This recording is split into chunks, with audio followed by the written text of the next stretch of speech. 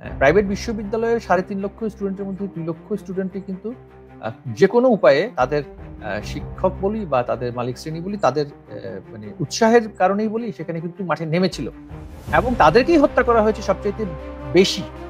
এবং কারা হত্যা করেছে সেই বিষয়টা নিয়ে এখন আমরা আলোচনা। কারণ এই গোষ্ঠী জানে প্রাইভেট বিশ্ববিদ্যালয়গুলোতে সমাজের একটু মধ্যবিত্ত, উচ্চ মধ্যবিত্ত শ্রেণীর বাবা মারা পড়ে। তাদের যে ওপিনিয়ন মেকিং ক্লাস, তাদের যখন দুটো সন্তান মারা যাবে, সেটা মানে নয়েজটা অনেক বেশি হয়, ইম্প্যাক্টটা অনেক বেশি হয়। তাদেরকে গ্রেফতার করার মধ্যে আগুনে ঘি ঢালা হয়েছে কিনা আমি জানি না, এবং তারা সেটাকে অনেক বড়ভাবে দেখাতে চায় যে তারা এত বড় জাতীয় নেতা ছিল যে তাদেরকে গ্রেফতার করার কারণে স্পার্ক হয়েছে। আমি সেটা অন্তত বিশ্বাস করি না। তারা সেই অর্থে কিছুই ছিল না। তখন সবচেয়ে ভালো হতো তাদেরকে আমরা যদি, আমি বলি সবচেয়ে ভালো হতো তাদেরকে যদি আমরা নিয়ে এসে গণভবনে নিয়ে এসে তাদের দাবি মানা হয়েছে সেখানে ক্যামেরার সামনে, সেটা তো মানা হয়েছি, সেইটা যদি আমরা ঘোষণা দিয়ে দিতে পারতাম এত কিছু হয়তো বা হতো না। কিন্তু এগুলো সবই হতো। সেটা হচ্ছে আমাদের তো, তাদের তো দাবি আলটিমেটলি মেনে নিয়েছেই, আদালত তো রায় দিয়েছেই, তাতেও তো কিছু হয়নি। এখন কারণ অনেক দেখা যাবে। একটি আক্ষেপ সকল প্রাইভেট বিশ্ববিদ্যালয় ছিল, সেটি ছিল হচ্ছে যে আয়কর তাদের উপরে ইম্পোজ করা। আমি মনে করি এটা একেবারে অপ্রয়োজনীয় একটি কাজ। শিক্ষার উপরে ট্যাক্স আরোপ করার মাধ্যমে আমি অর্জনটা কি করব?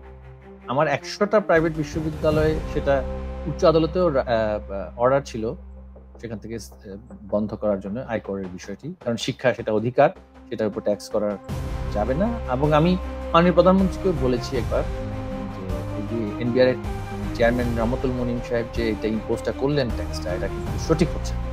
প্রচুর নর্থ সাউথের স্টুডেন্ট, ব্র্যাক বিশ্ববিদ্যালয়ের স্টুডেন্ট সেখানে কিন্তু চাকরি করছে, সরাসরি হোয়াইট কলার জব করছে এবং বিদেশে পড়তে যাচ্ছে। তো তারা তাদের পিতামাতার সম্পদের অর্থে তারা তাদের শিক্ষা অর্জন করে দেশের অর্থনীতি কন্ট্রিবিউট করছে। তাদের উপর আমি ইনকাম ট্যাক্স, প্রতিষ্ঠানের উপর ইনকাম ট্যাক্স করার কোনো প্রয়োজন নেই। এবং প্রাইভেট বিশ্ববিদ্যালয়ের যে মালিকরা আছে বা ট্রাস্টিজরা বলছে, তারা সবাই ক্ষিপ্ত। এখন এর মধ্যে কেউ কেউ তো তখন ষড়যন্ত্রে অংশগ্রহণ করবে। যেই সরকার তাদের উপরে ট্যাক্স ইম্পোজ করলো, তারা তো ষড়যন্ত্রে স্বাভাবিকভাবে অংশগ্রহণ করবে এবং করেছে। এবং এর মধ্যে আমরা আইডেন্টিফাই করেছিলাম একদম আর্লি স্টেজে যে ব্র্যাকের কিছুটা ইন্ধন এখানে ছিল। ব্র্যাকের যারা কর্তৃপক্ষ, বিশেষ করে জনাব আসিফ সালেহ এবং তামার আবেদ, তাদের কিন্তু ইন্ধন ছিল বলে আমাদের একটা মানে আলোচনা ছিল। বিশ্বাস করি বা না করি, অনেক জায়গা থেকে অভিযোগ এসছে তাদের মধ্যে সরকার বিরোধী একটা প্রবণতা সবসময় ছিল, সেটা আরো প্রকট হয়েছে। শিক্ষার্থীদেরকে বলেছে যে ইনকাম ট্যাক্সের কারণে তোমাদের টিউশন ফিস বাড়িয়ে দেওয়া হবে। এগুলো সবকিছুতে একটা রিপারকেশন আছে। শিক্ষকদেরকে নানানভাবে সরকার বিরোধী করে দেওয়া হলো। একটি সামান্য বিষয় মানে হচ্ছে তাদের পেনশনের বিষয়। আমাদের খুব কম সংখ্যক শিক্ষক সরকারি পেনশন পান। তো সেখানে সরকারি কর্মকর্তারা ন্যাশনাল পেনশন ফান্ডে যাবেন 1 বছর পরে, শিক্ষকরা যাবেন 1 বছর আগে। এই যে একটা অযৌক্তিক অবস্থা, গেলে সবাই যাবে একই সময়ে যাবে, শিক্ষকদেরকে কেন আমরা বৈষম্য করবো শিক্ষকদের? এবং এটা পরে সমাধানও হলো, কিন্তু আমরা প্রচার করতে পারলাম। আমাকে একজন সরকারি উচ্চপদস্থ কর্মকর্তা আমাকে বলছিলেন আমি কি রুলস অফ বিজনেস করেছি কিনা, আমি কেন ফাইন্যান্স সেক্রেটারি নিয়ে মিটিং করেছি শিক্ষকদের সাথে, আমাকে জবাবদিহিতার মধ্যে সে এনেছিল। সে বলছে যে আমি অবশ্যই রুলস অফ বিজনেস করেছি, আমি আইন পড়ে এসেই কিন্তু আইন প্রণয়নের দায়িত্ব নিয়েছি, একেবারে ভেসে আসিনি। আমি নাম বলবো না। এবং তার বারংবার কিন্তু আলোচনা ছিল রাষ্ট্র কি এতই দুর্বল হয়ে গিয়েছে, এভাবে করে পরিস্থিতিটাকে আরো বেশি আগুনে ঘি ঢালছিলেন। প্রাইভেট ইউনিভার্সিটির কথা আমরা জানি, যেটা এইসব আন্দোলনের যেহেতু তাদের সম্পৃক্তি থাকতো না সাধারণত, এই আন্দোলনগুলোর সময় তাদের গেটগুলো বন্ধ করা হতো, বন্ধ রাখা হতো, যাতে পুলিশের তাড়া খেয়েও কেউ এখানে ভিতরে ঢুকতে না পারে। এবার গেটগুলা খোলা থাকতো এবং ভেতরে মেডিকেল টিম থাকতো। এখানে যারা আহত হবে তাদের সেখানে প্রাথমিক চিকিৎসা দেওয়া হতো এবং এখানে বিশ্রাম নিয়ে তারা আবার যাবে তাদের কাজে। এই নর্থ সাউথ এবং বিশেষ করে ব্র্যাক, এই দুটো বিশ্ববিদ্যালয় সম্পৃক্তি আমরা খুব ভালো জানি। নর্থ সাউথের আমাদের ফজলুল হোসেন আবেদ সাহেবের জামাতার একটা রোল ছিল, আর এখন একটা চরিত্র খলিলুর রহমান, উনারও একটা রোল ছিল এখানে, খুব গুরুত্ব ছিল শিক্ষামন্ত্রী হিসেবে। এগুলো আপনার নিশ্চয়ই জানা ছিল, জানা দরকার ছিল। কলকাতা যারা নাড়তো তাদের একটা বিষয় হচ্ছে ইমেজের ব্যাপারটা, যেমন হচ্ছে ভাতের হোটেলটা, যেটা আপনি বিদেশে পড়াশোনা করেছেন, সরকারি কর্মচারীরা কি করতে পারে কি করতে পারে না, এগুলো আপনার অন্তত জানা বিষয়। এই ভাতের হোটেলের সম্পৃক্তি আপনার উদ্যোগকে ক্ষতিগ্রস্ত করেছে মনে হয় এটা আজ আপনার। আমি আসলে ভাতের হোটেলের বিষয়টা বুঝতে পারিনি। ডিবিতে আচ্ছা, আচ্ছা, ডিবি আচ্ছা। Right, right, right, right. ডিবির আচ্ছা, আচ্ছা, ওখানে বুঝতে নিয়ে বুঝতে গিয়ে বুঝতে ভাত ঠিক আছে। খাওয়ানো আমি উত্তর দিচ্ছি, আমি উত্তর দিচ্ছি, আমি উত্তর দিচ্ছি। হুম, আচ্ছা। ব্র্যাক বিশ্ববিদ্যালয়ের আ যারা পরিচালনার দায়িত্বে আছেন, অ্যা তারা সময়ে, সময়ে তাদের যে আক্ষেপ আমাদের সরকারের বিষয়ে সেটা কিন্তু আমার সাথে তারা শেয়ার করতেন। আমি যে বিশ্ববিদ্যালয়ে পড়েছি এলএসি সেখানের যে অ্যালামনাই এর মধ্যে ব্র্যাকের সন্তান আবেদ সাহেবের সন্তান তামারা আবেদ তিনি সেখানে একজন আমাদের সদস্য ছিলেন। প্রতিনিয়ত সবসময় আলোচনা হতো, কথা হতো। তার স্বামী জনাব আসিফ সালেহ তার সাথে আমাদের যোগাযোগ ছিলই, ভালোই ছিল। তাদের কিছু আক্ষেপ ছিল। আমি বলব না যে তাদের আক্ষেপ ছিল না। একটি আক্ষেপ সকল প্রাইভেট বিশ্ববিদ্যালয়ের ছিল। সেটি ছিল হচ্ছে যে আয়কর তাদের উপরে অ্যা ইম্পোজ করা। তাদের কথাটার মধ্যে যুক্তিও ছিল। আমি সেই যুক্তির সাথে কিন্তু একমত ছিলাম। যে আমরা সরকারি বিশ্ববিদ্যালয়গুলোতে সরকার ভর্তুকি দিয়ে চালায়। সেখানে শত, শত কোটি টাকা জনগণের সেখানে কিন্তু দেয়া হয়। শত, শত কোটি টাকা। ছোটখাটো মানে অ্যামাউন্ট না। আমাদের চট্টগ্রাম বিশ্ববিদ্যালয়ের বাজেট বছরে ছিল প্রায় ৩৫০, ৪০০ কোটি টাকার উপরে। সরকার থেকে কিন্তু পুরো টাকা এটা দেওয়া হচ্ছে। 10% ও শিক্ষার্থীদের কাছ থেকে আসে না। সেখানে প্রাইভেট বিশ্ববিদ্যালয়গুলো শিক্ষার্থীদের অর্থে পরিচালিত হচ্ছে। শিক্ষার্থীরা সেখানে অর্থ দিচ্ছে। আর তাদের যারা ট্রাস্টি তারা সেখানে দান করার মাধ্যমে প্রতিষ্ঠানগুলো তৈরি হচ্ছে। শিক্ষার্থীদের অর্থ আর ট্রাস্টিদের বিনিয়োগ। তো সেখানে যখন সরকার ট্যাক্স ইম্পোজ করল, স্বাভাবিকভাবেই সেটা তো একটা প্রচন্ড নেতিবাচক একটা ইমপ্যাক্ট সেখানে তৈরি হলো। একটা একটা আ মনোবেদনা মানুষের মধ্যে তৈরি হলো। এবং সেটা কিন্তু এনবিআর এর চেয়ারম্যান তৎকালীন সময়ে রহমতুল মুনিম সাহেব সেটা ইম্পোজ করলেন। এবং আমি মনে করি এটা একেবারেই অপ্রয়োজনীয় একটি কাজ ছিল। শিক্ষার উপরে ট্যাক্স আরোপ করার মাধ্যমে আমি অর্জনটা কি করব? আমার ১০০ টা প্রাইভেট বিশ্ববিদ্যালয়ে সেটা উচ্চ আদালতেও অর্ডার ছিল সেখান থেকে বন্ধ করার জন্য আয়করের বিষয়টি। কারণ শিক্ষা সেটা অধিকার, সেটার উপর ট্যাক্স করা যাবে না। এবং আমি মাননীয় প্রধানমন্ত্রীকেও বলেছি একবার যে এই যে এনবিআর এর চেয়ারম্যান রহমতুল মুনিম সাহেব যে এটা ইম্পোজটা করলেন ট্যাক্সটা এটা কিন্তু সঠিক হচ্ছে না। সঠিক হচ্ছে না কারণ হচ্ছে এই প্রতিষ্ঠানগুলোতে সরকারের একটা টাকাও নেয় না। উল্টো দেশের অর্থনীতিতে কন্ট্রিবিউট করছে। এই প্রতিষ্ঠানগুলো থেকে শিক্ষার্থীরা পাশ করে দেশে বিদেশে হোয়াইট কলার জব করছে। যেটা আমাদের এই সরকারের লক্ষ্য। শুধু ব্লু কলার জব দিয়ে কিন্তু আপনি এখন যদি মধ্যপ্রাচ্যে যান, দুবাইতে যান, গালফে যান, সেখানে গিয়ে দেখবেন প্রচুর নর্থ সাউথ এর স্টুডেন্ট, ব্র্যাক বিশ্ববিদ্যালয়ের স্টুডেন্ট সেখানে কিন্তু চাকরি করছে। সরাসরি হোয়াইট কলার জব করছে এবং বিদেশে পড়তে যাচ্ছে। তো তারা তাদের পিতামাতার সম্পদের অর্থে তারা তাদের শিক্ষা অর্জন করে দেশের অর্থনীতিতে কন্ট্রিবিউট করছে। তাদের উপর আমি ইনকাম ট্যাক্স প্রতিষ্ঠানের উপর ইনকাম ট্যাক্স তো করার কোন প্রয়োজন নেই। কিন্তু এই যে বললাম যে কুচক্রী মহল, তারা কিন্তু নানানভাবে বিভ্রান্তির জায়গাটা থেকে তারা কিন্তু সক্রিয় ছিল। এই বিশ্ববিদ্যালয়গুলোর উপরে যখন ইনকাম ট্যাক্সটা আরোপিত হলো, তাদের যারা ট্রাস্টিজ রা ছিল, সবাই তো আর মানে ষড়যন্ত্রকারী না।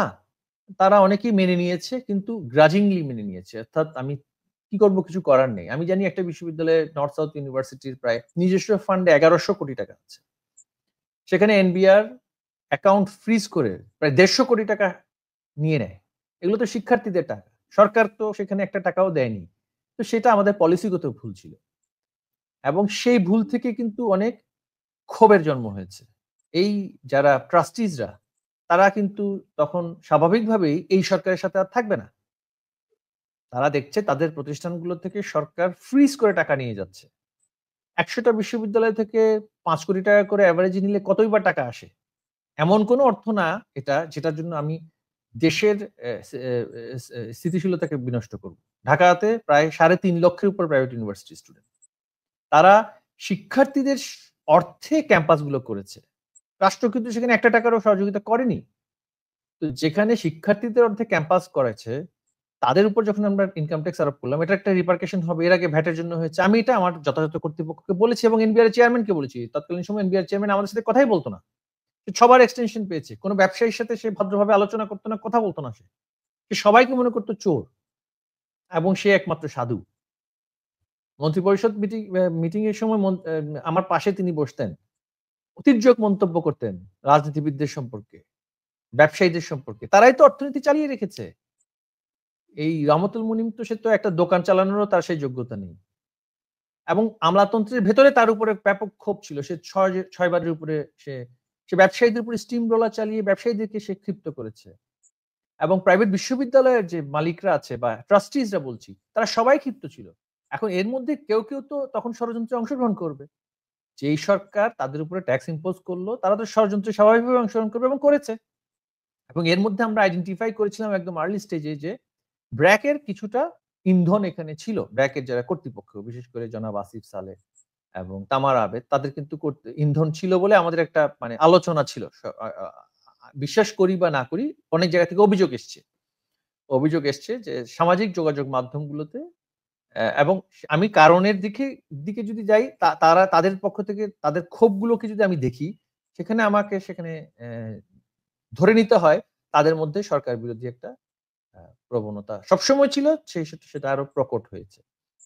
আ তো এই যে আপনি বলছেন যে নর্থ সাউথ ইউনিভার্সিটিতে মালিকানা নিয়ে অনেক দ্বন্দ্ব ছিল। কারা নিয়ন্ত্রণে থাকবেন সেটা নিয়ে দ্বন্দ্ব ছিল। ইউনিভার্সিটির পয়সায় রেঞ্জ রোভার গাড়ি কেনা হচ্ছিল। এগুলো নিয়ে ছাত্রদের মধ্যে ক্ষোভ ছিল। সেগুলো নিয়ে আমরা কিছু ব্যবস্থা নিয়েছি। এবং তখন সেখানকার যারা শিক্ষকরা ছিলেন সেটা কিন্তু তারা অ্যাপ্রিশিয়েট করেছেন। যে শিক্ষকদের অর্থ না দিয়ে যখন তারা রেঞ্জ রোভার গাড়ি কিনবেন, সেটা তো স্বাভাবিকভাবেই একটা মানে অপরাধজনক মিসঅ্যাপ্রোপ্রিয়েশন। এখন সেগুলোর কোনো মামলা কিন্তু এই গোষ্ঠী করছে না। কারণ ওই যারা রেঞ্জ রোভার পার্টি, তারাই কিন্তু বিনিয়োগ করেছে এই আন্দোলনগুলোতে। যারা শিক্ষার্থীদের অর্থ পকেটে ঢুকিয়ে রেঞ্জ রোভার কিনেছে গাড়ি, তারা কিন্তু গোপনে আবার এই আন্দোলনে ছাত্র নামানোর জন্য কিন্তু ইন্ধনও দিয়েছে। তো যাই হোক, আমাদের পরিস্থিতিটা এমন ছিল, এই ধরনের অনেকগুলো ঝুঁকি সৃষ্টি হচ্ছিল এবং সেই ঝুঁকিগুলোকে নিরসন করার জন্য সেইভাবে করে হয়তোবা আমাদের নেয়া উদ্যোগগুলো সফল হয়নি। হ্যাঁ, প্রাইভেট বিশ্ববিদ্যালয়ের ৩.৫ লক্ষ স্টুডেন্টের মধ্যে ২ লক্ষ স্টুডেন্টই কিন্তু আ যেকোনো উপায়ে তাদের শিক্ষক বলি বা তাদের মালিক শ্রেণী বলি, তাদের মানে উৎসাহের কারণেই বলি, সেখানে কিন্তু মাঠে নেমেছিল। এবং তাদেরকেই হত্যা করা হয়েছে সবচাইতে বেশি। এবং কারা হত্যা করেছে সেই বিষয়টা নিয়েই এখন আমাদের আলোচনা। কারণ এই গোষ্ঠী জানে প্রাইভেট বিশ্ববিদ্যালয়গুলোতে সমাজের একটু আ মধ্যবিত্ত, উচ্চ মধ্যবিত্ত শ্রেণীর বাবা-মারা পড়ে। তাদের যে ওপিনিয়ন মেকিং ক্লাস তারা। তাদের যখন ২ টো সন্তান মারা যাবে, সেটা আ মানে নয়েজ টা অনেক বেশি হয়। ইমপ্যাক্ট টা অনেক বেশি হয়। ওই যে আপনি তো সংবাদকর্মী ছিলেন। বিমান দুর্ঘটনার খবর যেভাবে করে ইমপ্যাক্ট ফেলে, লঞ্চ দুর্ঘটনার খবর সেভাবে ফেলে না। একটা আজকে কোন বিমান দুর্ঘটনা হোক পৃথিবীর কোথাও, কারণ বিমানে চড়বে হচ্ছে ওরা যারা একটু মানে অর্থনৈতিকভাবে অ্যা অ্যা এক ধরনের। আর প্রতিদিন বাস দুর্ঘটনা হচ্ছে বা লঞ্চ দুর্ঘটনা হচ্ছে, সেটা কিন্তু সেভাবে করে মনোজগতে ইমপ্যাক্ট হয় না। তো এরা কিন্তু পাবলিক সাইকোলজি স্টাডি করেছে। এই মেটিকুলাস ডিজাইন এর অংশীদাররা। পাবলিক সাইকোলজিতে দেখেছে একটা প্রাইভেট বিশ্ববিদ্যালয়ের শিক্ষার্থী যদি নিহত হয়, তাকে খুন করা হয়, সেটার ইমপ্যাক্ট অনেক বেশি পড়ে এবং সেই ইমপ্যাক্টটা তারা ফেলতে পেরেছে। আবু সাইদ আমাদের পাবলিক বিশ্ববিদ্যালয়ের শিক্ষার্থী, তাকে অ্যা অ্যা যেকোনোভাবেই হোক, সেটা পুলিশের গুলিতে হয়েছে নাকি ঘটনাচক্রে হয়েছে, সেটার চাইতেও দেখা গিয়েছে যে প্রাইভেট বিশ্ববিদ্যালয়গুলোতে যখন শিক্ষার্থীরা মারা পড়ছে, তাদেরকে মারা হচ্ছে, খুন করা হচ্ছে, সেটার একটা ইমপ্যাক্ট। তাদেরকে রাস্তায় নামিয়েছে কারা? কিছুটা বলবো কনটেক্সট তৈরি ছিল, কিছুটা বলবো উৎসাহও ছিল। অনেক বিশ্ববিদ্যালয় কিন্তু সেটা করেনি, উৎসাহ দেয়নি। কিছু বিশ্ববিদ্যালয় দিয়েছে। অনেকে আমাদেরকে তখন বলেছে, আমি আসিফ সালেহ সাহেবের সাথে কথা বলেছি। তো তিনি বলেছেন যে, এখন আহত হয়েছে, আমি তাকে কি চিকিৎসা দেব না? যুক্তিযুক্ত কথা অবশ্যই। একজন শিক্ষার্থী আহত হবে আর আমার সেখানে ফেসিলিটি থাকবে, মেডিকেল ফেসিলিটি থাকবে, সেটা আমি বন্ধ করে রাখবো, এটা তো হতে পারে না। তাই না? তো ব্র্যাক বিশ্ববিদ্যালয়ে যদি আমাদের আহত শিক্ষার্থীদের চিকিৎসা হয়ে থাকে, সেটা তো আমি বলব খুবই ভালো কাজ হয়েছে। কারণ সেই চিকিৎসা কেন্দ্র তো শিক্ষার্থীদের জন্য। তারা আন্দোলনে গিয়েছে, তাদেরকে হত্যা করার চেষ্টা করা হয়েছে, গুলি করা হয়েছে, যেকোনোভাবে হোক তারা আহত হয়েছে, নিহত হয়েছে। তারা চিকিৎসার জন্য সেখানে গিয়েছে। হ্যাঁ, এখন প্রচারণাটা কিভাবে হয়েছে সেটা হচ্ছে কথা। পাবলিক সেন্টিমেন্ট টাকে কিভাবে খেলা হয়েছে সেটা হচ্ছে কথা। আর আ আমাকে অনেকেই বলেছে অমুক বিশ্ববিদ্যালয়ে ইন্ধন ছিল, তমুক বিশ্ববিদ্যালয়ে ইন্ধন ছিল। আমি মনে করি ইন্ধন থাকতে পারে। আমাদের রোলটা কি ছিল? সেটাও তো আমাদের ভাবতে হবে। ইন্ধন নানান কারণেই ছিল। ওই যে আমি বললাম যে ইনকাম ট্যাক্সটাই আরোপ করা হয়েছে। সেখানে অনেকের ইন্ধন ছিল। আবার অনেক বিশ্ববিদ্যালয়ে তাদের যে শিক্ষক তাদেরকে বলেছে যে তাদের বেতন ভাতা বাড়বে না, কারণ সরকার ইনকাম ট্যাক্স ইম্পোজ করেছে। শিক্ষার্থীদেরকে বলেছে যে ইনকাম ট্যাক্সের কারণে তোমাদের টিউশন ফিস বাড়িয়ে দেওয়া হবে। এগুলোর সবকিছুতে একটা রিপারকেশন আছে। আর পাবলিক বিশ্ববিদ্যালয়ের ক্ষেত্রে বলি, পাবলিক বিশ্ববিদ্যালয়গুলোতে ঢাকা শহরে অন্তত আমাদের কোনো বিশ্ববিদ্যালয়ে ঢাকাতে কিন্তু লাশ পড়েনি। ঢাকা বিশ্ববিদ্যালয়ে যেটা আমরা বলছি যে একটা যদি লাশ পড়ে সেটা কিন্তু অগ্নিগর্ভ হয়ে যায়। এর আগে আমরা বুয়েটে আবরার হত্যা মামলার সময় দেখেছি। তখন আমি উপমন্ত্রী থাকা অবস্থায় পুরো বিষয়টার আমি নিয়ন্ত্রণ আমি করেছি এবং সমাধান করেছিলাম। মাননীয় প্রধানমন্ত্রীর নির্দেশে ভিসি সাহেবের সাথে প্রতিনিয়ত যোগাযোগ করে এবং যেই সমস্ত সংস্থাগুলো তখন আমাকে সহযোগিতা করেছিল। দুর্ভাগ্যবশত এইবারের এই ঘটনায় সেই সংস্থার কোনো ইনভলভমেন্ট কিন্তু রাখা হয়নি। আরেকটি সংস্থা নিয়ে নিয়েছিল বিষয়টি। তো সেখানে আমার সন্দেহ এবং ষড়যন্ত্রমূলক যে সন্দেহ সেটার আ আমার নিজে ব্যক্তিগতভাবে আমি মনে করি সেগুলো ভেবে দেখতে হবে। তার উপরে যেটা হয়েছে যে আমাদের শিক্ষকদেরকে নানানভাবে সরকার বিরোধী করে দেওয়া হলো। একটি সামান্য বিষয় মানে হচ্ছে তাদের পেনশনের বিষয়। আমাদের খুব কম সংখ্যক শিক্ষক সরকারি পেনশন পান। তো সেখানে সরকারি কর্মকর্তারা ন্যাশনাল পেনশন ফান্ডে যাবেন ১ বছর পরে, শিক্ষকরা যাবেন ১ বছর আগে। এই যে একটা অযৌক্তিক অবস্থা। গেলে সবাই যাবে একই সময়ে যাবে। শিক্ষকদেরকে কেন আমরা বৈষম্য করব শিক্ষকদের প্রতি? এবং এটা পরে সমাধানও হলো। কিন্তু আমরা প্রচার করতে পারলাম না। শিক্ষকদেরকে আমরা আস্থায় আনতে পারলাম না। আমাকে একজন সরকারি উচ্চপদস্থ কর্মকর্তা আমাকে বলছিলেন, আমি কি রুলস অফ বিজনেস পড়েছি কিনা? আমি কেন ফাইনান্স সেক্রেটারি নিয়ে মিটিং করেছি শিক্ষকদের সাথে। আমাকে জবাবদিহিতার মধ্যে সে এনেছিল। সে বলছে যে, আমি অবশ্যই রুলস অফ বিজনেস পড়েছি। আমি আইন পড়ে এসেই কিন্তু আইন প্রণয়নের দায়িত্ব নিয়েছি। একেবারে ভেসে আসিনি। রুলস অফ বিজনেস এ সরকার বলে দিয়েছে, সংবিধান বলে দিয়েছে, নির্বাহী ক্ষমতা অনুযায়ী স সরকার প্রধান দায়িত্ব অ্যালোকেট করবে। কিন্তু কোথাও বলেনি শিক্ষা মন্ত্রণালয় অর্থ মন্ত্রণালয়ের সচিবের সাথে মিলে বৈঠক করতে পারবে না, সভা করতে পারবে না। কোথাও বলেনি। আমি একজন উচ্চপদস্থ সরকারি কর্মকর্তার নাম বলব। তিনি বারংবার পরিস্থিতিটাকে জটিল থেকে জটিলতর করছিলেন।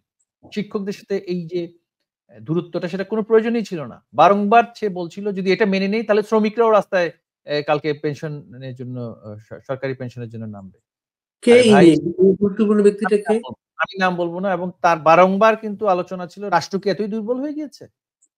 এভাবে করে পরিস্থিতিটাকে আরো বেশি আগুনে ঘি ঢালছিলেন তিনি। আমি নাম বলব না। আমি যেহেতু আরেকটা ওই যে আমি ওই যে ডিবির বাতের হোটেলটা, এই বিষয়টাকে আপনি কিভাবে দেখেন আজকে? দেখুন আমি আসলে এই এ এই বিষয়টি নিয়ে আমার ব্যক্তিগত অভিমত হয়তোবা অনেকের সাথে একটা আমার সেখানে মতপার্থক্য ভিন্নতা থাকবে। আমি মনে করি আ এটা কোন অংশেই খারাপ কিছু ছিল বলে আমি মনে করি না। কারণ একটা আলোচনা বারবার হয়ে থাকে যে ডিবি কাউকে আটক করলে সে গায়েব হয়ে গিয়েছে। তাকে গুম করে ফেলা হয়েছে। তাকে নির্যাতন করা হচ্ছে। কিন্তু সরকারের কোন অথরিটি কাউকে অ্যা জিজ্ঞাসাবাদের স্বার্থে যদি ডেকে নিয়ে যায়, তাকে যে যথাযথ সম্মান দিয়ে সেখানে আপ্যায়ন করা হচ্ছে, তার নিরাপত্তা নিশ্চিত করা হচ্ছে, নিশ্চিত আছে এবং সে আ মানে মাটিতে শুয়ে তাকে পেটানো হচ্ছে না। এটা জনসমক্ষে প্রকাশ করাটার মধ্যে কিন্তু একটি বার্তা যায়। যতই এটা নিয়ে হাস্যরসাত্মক হোক না কেন, এই ব্যক্তি বেঁচে আছে, ভালো আছে। আমি সেটা সেভাবে দেখি। হ্যাঁ, আমাদের অনেক রাজনীতিবিদ সেটাকে কিন্তু এমনভাবে রূপ দিয়েছিলেন যে হ্যাঁ, তারা কিন্তু এটা পছন্দ করেনি। কারণ তখন যে এই যে গুমের তত্ত্বটা কিন্তু বা অত্যাচার নির্যাতনের তত্ত্বটা কিন্তু তখন কম্প্রোমাইজ হয়ে গেল। যখন দেখছে যে সেখানে শীতাতপ নিয়ন্ত্রিত যন্ত্র আছে, টেবিল আছে, চেয়ার আছে, খাবার-দাবার খাওয়ার ব্যবস্থা আছে, জল আছে, পানি আছে, চা আছে, কফি আছে। তখন কিন্তু এই প্রচারণাটা কিন্তু অনেক কমে গিয়েছে। হাস্যরসাত্মক ট্রলিং হতো। কিন্তু শঙ্কা এবং ভয়ের যে সংস্কৃতি চালু করার চেষ্টা করা হয়েছিল যে ডিবি তুলে নিয়ে গেলেই তো লাশ পাবে ক্রস ফায়ার এ, লাশ যাবে ক্রস ফায়ার এ। এই তত্ত্বটা রইল না। তাই না?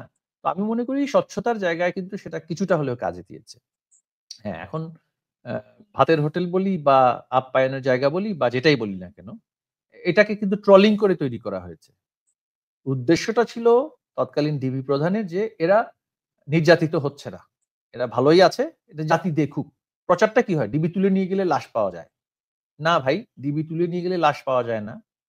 তারা ভালোভাবেই আছেন। তো সেটা তো আমি খারাপ প্রচার হিসেবে দেখি না। ব্যক্তি ডিবি এটা যদি প্রধান মডেল হিসেবে দেখেন, এটা যদি হ্যাঁ? মডেল হিসেবে দেখেন এটা যদি মডেল হিসেবে দেখেন, আপনি নওফেল শিক্ষামন্ত্রী, আপনি কেন এটা অনুসরণ করলেন না? আমি তো কাউকে, আমার তো আটক করার তো ক্ষমতা নেই। আমি দাওয়াত করে দাওয়াত করে খাওয়ানো এবং সেটা প্রচার করা। দাওয়াত করে খাওয়ানো এবং সেটা প্রচার করা, আমাদের শিক্ষা মন্ত্রণালয়ের বিষয়ে তো সেই ধরনের আলোচনা ছিল না যে শিক্ষা মন্ত্রণালয়ে গেলে কেউ গুম হয়ে যায়। তাই দাওয়াত করে খাওয়ানোর প্রচারণার প্রয়োজনীয়তাটা ছিল না। প্রয়োজনীয়তাটা ছিল না। কিন্তু পুলিশের ব্যাপারে সেই আলোচনাটা ছিল। সে অভিযোগটা ছিল ডিবির ব্যাপারে। ডিবি তুলে নিয়ে গেলে নির্যাতন করা হচ্ছে, লাশ ফেলে দেওয়া হবে। এই ধরনের আলোচনা। তো স্বাভাবিকভাবে সেটাকে কাউন্টার করার জন্য তারা হয়তোবা এটা একটা তাদের কৌশল ছিল। আমি কৌশলটার ভালো মন্দের দিক বলছি না। আমি মনে করছি যে শঙ্কা থেকে কৌতুক তো ভালো। সেটা আমি বলছি। যে একটা শঙ্কা আছে তুলে নিয়ে গিয়ে হত্যা করা হচ্ছে। কিন্তু আসলে বাস্তবে তো তারা এখন ট্রলিং করছে। Trolling is better than killing. তাই না? The rumour of killing. Trolling is better than the rumour of killing. আর আমাদের শিক্ষা মন্ত্রণালয়ে আমি বলি আমাদের যেভাবে করে শিক্ষা পরিবারটা পরিচালিত হয়, শিক্ষা মন্ত্রণালয় আসলে সকল প্রতিষ্ঠানের নিয়ন্ত্রক নয়। শিক্ষা মন্ত্রণালয় শুধু পলিসি কন্ট্রোল করে। পলিসি অ্যাডপ্ট করে এবং বাজেট অ্যালোকেশন করে। আমাদের ঢাকা বিশ্ববিদ্যালয় সম্পূর্ণ স্বায়ত্তশাসিত। ১৯৭৩ সাল থেকে বাংলাদেশ স্বাধীন হয়েছে ৭১ সালে, ৭৩ সালে ঢাকা বিশ্ববিদ্যালয় স্বাধীন হয়েছে। ঢাকা বিশ্ববিদ্যালয় নয়, প্রত্যেকটি আমাদের চট্টগ্রাম বিশ্ববিদ্যালয়, রাজশাহী বিশ্ববিদ্যালয়, জাহাঙ্গীরনগর বিশ্ববিদ্যালয় এগুলো সব কিন্তু একটি ৭৩ এর অধ্যাদেশে কিন্তু স্বায়ত্তশাসিত। তাদের কোনো একাডেমিক বা প্রশাসনগত বিষয়ে রাষ্ট্র, সরকার, মন্ত্রণালয় কেউ হস্তক্ষেপ করতে পারে না। এবং আমরা পারিনি। শুধুমাত্র গ্র্যান্ট করার ক্ষেত্রে ইউনিভার্সিটি গ্র্যান্টস কমিশন অর্থ বরাদ্দের ক্ষেত্রে সিদ্ধান্ত নিতে পারে। তো এটা হচ্ছে বিষয়। আর প্রত্যেকটা পাবলিক বিশ্ববিদ্যালয়ে একেকটা স্ট্যাচুটরি বডি। প্রত্যেকের জন্য আলাদা আইন আছে। সেই আইন অনুযায়ী সেখানে কিন্তু এগুলো কোয়াজাই অটোনমাস। এখানে সিন্ডিকেট আছে, রিজেন্ট বোর্ড আছে। তারাই পরিচালিত করবে। সরকারের পক্ষে কিন্তু হ্যাঁ, এটার ক্ষেত্রে অনেক সমস্যা দেখা দিয়েছে। অনেক পাবলিক বিশ্ববিদ্যালয়ে কিন্তু আমাদের সুশাসনের অভাব ছিল। সেভাবে করে কিন্তু আমরা ব্যবস্থা নিতে পারিনি।